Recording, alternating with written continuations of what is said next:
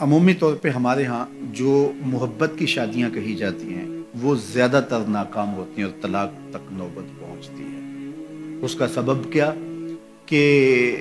कच्ची उम्र के बच्चे अपने जज्बात से फैसला करते हैं और उनकी नज़र के अंदर सिर्फ एक दो चीज़ देखने की होती है जिससे वो फैसला करते हैं। लेकिन कोहना मश्क और गरम सर्द चशीदा वालिदैन इस बात को जानते हैं कि हमारी औलाद की तरजीहात क्या हैं और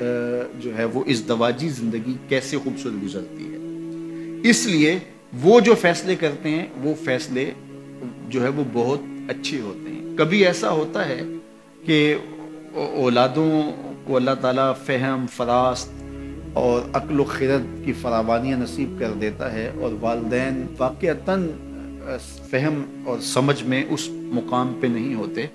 तो सादतमंद औलादें उस वक्त भी अपने वालिदैन को शामिल करती हैं और उनके फ़ैसले अच्छे भी होते हैं। लेकिन अमूमी तौर पे होता है कि चाहे वो स्कूल, कॉलेज और यूनिवर्सिटी में ना भी गए हों वालिदैन, लेकिन उनके तजुर्बात अमलन जो हैं वो ज़्यादा होते हैं। इसीलिए फरमाया गया, सैयद आयशा रज़ियल्लाहु तआला अन्हा से मरवी रिवायत है, अय्युमा इमरातिन नकहत बगैर इज़्न वलीहा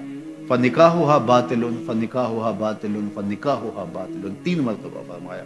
जो खातून अपने वली की इजाज़त के बगैर निकाह करती है उसका निकाह बातिल है, उसका निकाह बातिल है, उसका निकाह बातिल है। तो अमूमी तौर पे वो निकाह जो हैं वो नाकाम हो जाते हैं, इसलिए कि वक्ती जज्बात से वो रिश्ते जुड़ते हैं और वो ख़ास उम्र तक वो जज्बात होते हैं, लेकिन उसके बाद वो रिश्ते टूट जाते हैं। माँ बाप को पूरी तरजीहात और पूरी ज़िंदगी के सारे नशीब व फराज का इल्म होता है, तो वो सारी चीज़ें सोच समझ के कोई चीज़ जो है वो तय करते हैं। उसमें बाज़ कात ऐसा भी होता है कि वालिदैन बच्चों की तरजीहात देखे बगैर अपनी ख्वाहिश को मुकद्दम कर लेते हैं, तो ये चीज़ भी तनाव का सबब और तलाक की नौबत तक पहुँचा देती है। यानी बाज़ कात माँ बाप को ज़िद होती है कि मैं अपने रिश्तेदारों में ही अपने बच्चे का निकाह करना है और वो बेटी जो है उसका मिजाज नहीं जुड़ रहा होता, तो ये ख्वाहिश अच्छी है,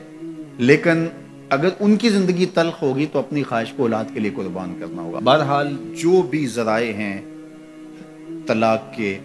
जो भी असबाब हैं, मुहर्रिकात हैं,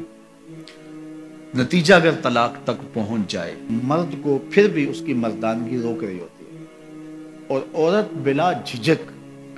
जब वो जज्बात में आती है तो वो तलाक मांगने में देर नहीं करती। और बहुत सारी तलाक जो जज्बाती माहौल में होती हैं उसमें कसूर खातून का होता है कि वो तलाक मांगती है, तो औरत को कभी भी तलाक नहीं मांगनी चाहिए। हाँ, अगर वाक़अतन उसका इस्तेहकाक बनता है, वह ज़िंदगी गुजारना मुश्किल हो गया है, तो वो अदालत में रुजू करके खुला ले सकती है। लेकिन ये औरतें जो डट जाती हैं कि ठीक है मुझे भी फारग करो, मैं एक लम्हा इस घर नहीं रहना चाहती,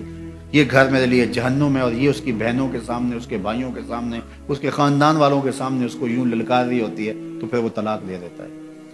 और बाज़ का वजह नहीं होती कि वक्ती तनाव होता है। तो हज़रत इमाम अबू दाऊद ने हुजूर का ये फरमान लिखा है कि आका करीम ने फरमाया कि जो खातून बग़ैर उज़्र के अपने शौहर से तलाक मांगती है वो जन्नत की खुशबू भी नहीं पाएगी, और जन्नत की खुशबू 500 साल की मसाफत से आना शुरू हो जाएगी। तो जो बगैर उज़्र के अपने शौहर से तलाक मांगती है, तो ये बात ज़हन में रखिएगा कि औरत नहीं चाहती कि ये उसके वक्ती जज्बात होते हैं, वो यही चाहती है कि मैं सुर्ख जोड़े में इस घर में आई हूँ तो सफ़ेद कफन में वापस लौटूँ इस घर में। और औरत की आरज़ू होती है कि मेरा शौहर जो है वो मुझको जो है वो ख़ुद अपने हाथों से जो है वो लाहद में उतारे। मेरे हुजूर सल्लल्लाहु अलैहि वसल्लम ने औरत के इस जज्बात का लिहाज करते हुए एक दिन सैयदा आयशा से कहा कि आयशा, अगर तू इंतकाल कर जाए मैं तुझे खुद कफन दूर, खुद लाहद में उतारूं। तो हज़रत आयशा रज़ियल्लाहु ताला अन्हा की चश्मान अक़दस से आंसू आ गए कि ये अगर हो तो मेरे लिए इससे बड़ा क्या एहसास है कि मेरा शौहर मेरा खुद जनाजा पढ़े